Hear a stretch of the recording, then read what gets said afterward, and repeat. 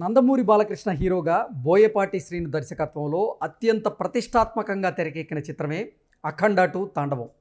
భారీ అంచనాల నడుమ అఖండ 2 సినిమా డిసెంబర్ 12వ తేదీన ప్రేక్షకుల ముందుకొచ్చింది. ప్రేక్షకాదరణ కూడా పొందుతోంది. అయితే అఖండ 2 మీద ఇప్పుడు సామాజిక మాధ్యమాల్లో విపరీతమైనటువంటి ట్రోల్స్ జరుగుతోంది. ఈ ట్రోలింగ్కి కారణం ఏంటి, ఈ ట్రోలింగ్ వెనక ఎవరున్నారు అనేది మనం పూర్తి స్థాయిలో విశ్లేషణ చేసుకుందాం. ప్రస్తుతం మనతో పట్టున్నారు ప్రముఖ సినీ రాజకీయ విశ్లేషకులు, ప్రముఖ సీనియర్ జర్నలిస్ట్ శ్రవణ్ గారు. వారితో మాట్లాడదాం. శ్రవణ్ గారు నమస్తే అండి. నమస్తే అండి. డిసెంబర్ 12వ తేదీన అంటే ఈరోజు విశ్వవ్యాప్తంగా అఖండ 2 సినిమా భారీ అంచనాలతో విడుదలైంది. ప్రేక్షకాదరణ కూడా పొందుతోంది. అయితే అఖండ 2 మీద ఇప్పుడు సామాజిక మాధ్యమాల్లో విపరీతమైనటువంటి ట్రోలింగ్ జరుగుతోంది. అసలు ఈ ట్రోలింగ్కి కారణం ఏంటి, ఈ ట్రోలింగ్ వెనక ఎవరున్నారు అంటే ఏం చెప్తారు? ఖచ్చితంగా ఇప్పుడు దీంట్లో మనం చర్చించాల్సింది ఏంటంటే ట్రోలింగ్. ఇప్పుడు అఖండ 2కు ట్రోలింగ్ చేస్తుంది ఎవరు, దీని వెనక ఎవరున్నారు, అసలు ట్రోలింగ్కి అవకాశం ఏంది, అసలు ట్రోలింగ్ ఎందుకు చేస్తారు, ఇవన్నిటి కూడా మన ప్రశ్నలకు సమాధానం రాబట్టే ప్రయత్నం చేద్దాం. సహజంగా సినిమా అంటేనే లాజిక్ దూరంగా ఉంటుంది. ఈ మధ్యకాలంలో జనరల్గా హీరోయిన్ ఎక్కడో రేపుకు గురవుతుంటుంది. హీరో డండ్ బుల్లెట్ వేసుకొని వస్తాడో లేదా జుమ్మున గాలిలో ఎగురేసుకొచ్చి వీళ్ళని తన్నేస్తాడు. అప్పుడు మనం వీలలేస్తుంటాం. అంతకుముందు హీరోయిన్ రేప్ చేస్తూ ఉంటే హీరో రాడా ఆరాట పడుతూ ఉంటాం, రాగానే వీలలేస్తుంటాం. కానీ అక్కడ లాజిక్ ఏంటి, అసలు హీరోకి అక్కడ ఏం పని, అప్పుడు ఏం పని చేస్తున్నాడు, అక్కడే ఎందుకున్నాడు, ఇవి ప్రశ్నలు రావాలి. కానీ సినిమా ఈ లాజిక్ సమాధానం చెప్పదు. అక్కడ బాధల్లో ఉన్నటువంటి, ప్రాబ్లంలో ఉన్నటువంటి, రేప్ గురవుతున్నటువంటి హీరోయిన్ని రక్షించాలి, అది ప్రేక్షకుడు కోరుకుంటాడు. రక్షిస్తేనే వాడు సాటిస్ఫై అవుతాడు, వాళ్ళు అలా ఉండాలని కోరుకుంటాడు. అక్కడ లాజిక్ నువ్వు ఎట్టట్లో వచ్చావు హీరో, నువ్వు బుల్లెట్ ఎక్కడిది, నీ బుల్లెట్ నీ పేరు మీద రిజిస్ట్రేషన్ ఉందా, ఇవన్నీ లాజిక్లు అడగడు. అంటే లాజిక్ను వదిలేసి అక్కడ జరిగినటువంటి ఇక్కడ ఏమంటామంటే సన్నివేశంలో రసానుభూతి అంటాం మా సినిమా పరిభాషలో. ఆ రసానుభూతిని ప్రేక్షకుడు ఎంజాయ్ చేస్తుంటాడు. సో అంటే లాజిక్ దూరంగా ఉంటుంది సినిమా. రసానుభూతి ద్వారా సినిమా కంటిన్యూ అవుతుంది, సీన్ బై సీన్ వెళ్తూ ఉంటుంది. పరుచూరి గారు అదే చెప్తూ ఉంటారు, రసానుభూతి సినిమా నిలబడుతుంది. అంటే ఒక సీన్ టు సీన్లో ఏదైనా ఒక ఫీల్ అవ్వాలి, అనుభూతి కలిగితేనే బాగా ఉంటుంది, బాగుంది సినిమా. నెక్స్ట్ ఇంకొక సినిమా మనం బోర్ వచ్చింది ఆ సినిమా అంటాం, అంటే ఏంది ఫీల్ అవ్వట్లేము, రసానుభూతి పొందట్లేము అన్నట్టు. ఫీల్ బాగాలేదు, అన్ఫీల్గా ఉన్నామంటే బోరుగా ఉన్నట్టు. సో అంటే సినిమా చూస్తున్నప్పుడు లాజిక్ అడగొద్దు అనేది నేను చెప్పబోయేది.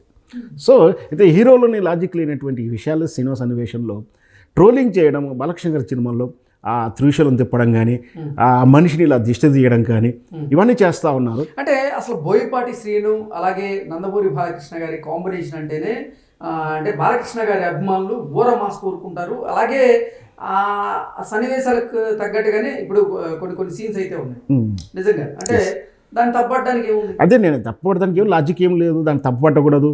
ఇవే కాదండి, బాలకృష్ణ గారి సినిమాయే కాదు, నేను వచ్చినటువంటి రాజమౌళి సినిమాకు కూడా ట్రోలింగ్ చేశారు. ఇప్పుడు నిన్న మొన్న వారణాసి సినిమాకు ట్రోలింగ్ చేశారు, అంతకుముందు బాహుబలికి ట్రోలింగ్ చేశారు. ఈ మధ్యకాలంలో కొంచెం సోషల్ మీడియాలో ఇప్పుడు అయితే థర్డ్ పోస్ట్ ఎవరు చేస్తున్నారు, సోషల్ మీడియాలో ఫ్యాన్స్ వారేది ఒక విభజన జరిగినట్టుగా 2 విభాగాలుగా ఫ్యాన్స్ విడిపోయి కొట్టుకుంటున్నట్టు, విమర్శిస్తున్నట్టు. ఒకరైతే రాజకీయ పార్టీల పరంగా, అంటే బాలకృష్ణ గారు అనగానే తెలుగుదేశం కాబట్టి అట్లా పడేని వేరే పార్టీ వాళ్ళు కానీ, ఇట్లా వేరే హీరో ఫ్యాన్స్ కానీ, వీళ్ళతో పాటు ఇంకొక బ్యాచ్ ఉంది, వాళ్ళకి ఎవరితో సంబంధం లేదు, అందరిని ట్రోల్ చేస్తారు. వాడి పని ట్రోలింగ్ పని, అంటే నెగిటివ్గా చేయడం అని పని, ఎప్పటికీ అవరా బ్యాచ్ అని చెప్పొచ్చు. ఈ ముగ్గురు కలిసేసి సినిమాలను ట్రోల్ చేయడం కానీ, అనవసర విషయాన్ని చర్చ తీయడం కానీ, ఎక్కడో చిన్న పొరపాటు ఉన్నప్పుడు ఎక్కడైనా చిన్న దొరికిందని పెద్దగా చేసి చూపేయడాలు ఈ మధ్యకాలం తరచూ జరుగుతూనే ఉంది. ఈ ట్రోలింగ్స్ ఖచ్చితంగా మనం పట్టించుకోవద్దు. ఎందుకంటే అదే చెప్తున్నాను, సినిమాలో లాజిక్ లేదు, లాజిక్ చూడొద్దు. ఏదన్నా నీకు సన్నివేశంలో ఇప్పుడు అదే రుద్రతాండవం చూస్తున్నప్పుడు కానీ, ఆ మనిషిని దిష్టి తీస్తున్నప్పుడు సీక్వెన్స్లో మనం ఒక థ్రిల్ ఫీల్ అవుతాం, విజువల్ ఎఫెక్ట్స్తో ఫీల్ అవుతుంటాం. సో అది మనం ఎంజాయ్ చేయాలి తప్పించి దాంట్లో ఆ మనిషి ఎందుకు లేపాడు, ఇది అవసరమా, ఇది ఎందుకు అవసరమా కాదు అట్లా అనుకుంటే వేరే హీరో సినిమాల్లో బాలయ్యబాబు గారి అభిమానులు కోరుకునే విధంగా ఇప్పుడు బోయపాటి శ్రీని గారు కొన్ని హై వోల్టేజ్ సన్నివేశాలను అయితే ఆయన తీస్తూ ఉంటారు. కరెక్టే మీరు అన్నది. బాలకృష్ణ గారి నుంచి ఏం ఎక్స్పెక్ట్ చేస్తున్నారు ఆడియన్స్, వాళ్ళ అభిమానం ఏం కోరుకుంటే అదే చూపిస్తారు. ఇదే సీక్వెన్స్ ఇంకో హీరోకి చూపిస్తే, ఉదాహరణకు మనం హీరోని తక్కువ చేయడం కదా, కానీ అల్లరి నరేష్ గారు ఉంటారు, కామెడీ ఆర్టిస్టు, కామెడీ సీక్వెన్స్ ఆయన మీద చేస్తే కామెడీగా ఉంటుంది, కానీ ఇక్కడ చూస్తే యాక్షన్ సీక్వెన్స్గా ఉంటుంది. ఆలీ గారి మీద చేసామనుకోండి, అదొక కామెడీ సన్నివేశంలో ఉంటుంది. అంటే ఎవరి నుంచి ఏం చేయాలి, ప్రేక్షకుడు ఎలా రిసీవ్ చేసుకుంటాడు, ఏ హీరోని పోల్చలేము. అంటే ఒక క్యారెక్టర్ని ఎక్స్పెక్ట్ చేస్తారు ప్రేక్షకుడు, కాబట్టి వాళ్ళకు వాళ్ళ తగ్గట్టు చిత్రాలు తీస్తారు. అట్లా అనుకుంటే ఇంకో హీరో గుర్రం మించి దుంకడాలు, ఆ ట్రైన్ బ్రిడ్జ్ మించి దుంకడాలు కూడా ఉన్నాయి, హిందీలో ఉన్నాయి, చాలా సినిమాల్లో ఉన్నాయి. అక్కడేమీ ట్రోల్ కాలేదు. అప్పుడు అసలు ఆ సినిమాకు అప్పుడు వాళ్ళ ప్రేక్షకుడు ఆ అభిమానులు అలా కోరుకున్నారు కాబట్టి ఆ సినిమా కథా డిమాండ్ కాబట్టి అలా సన్నివేశాలు డైరెక్టర్ నిర్వహించడం జరుగుతుంది. ఈ సినిమాలో కూడా అదే ఉంది.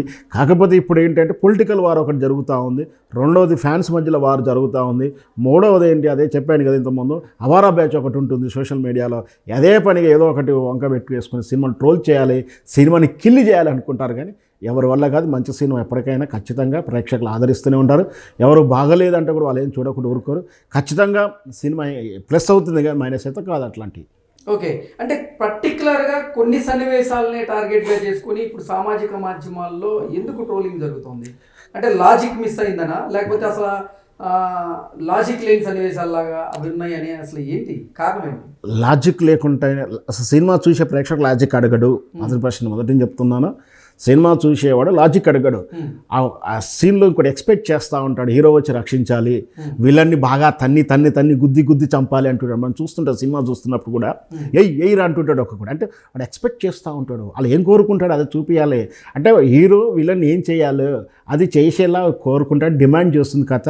డైరెక్టర్ అలా చేస్తారు. ఆ ఏ హీరో కప్పుతుందో ఆ హీరోకి అలాంటి సన్నివేశాలు పెడతారు.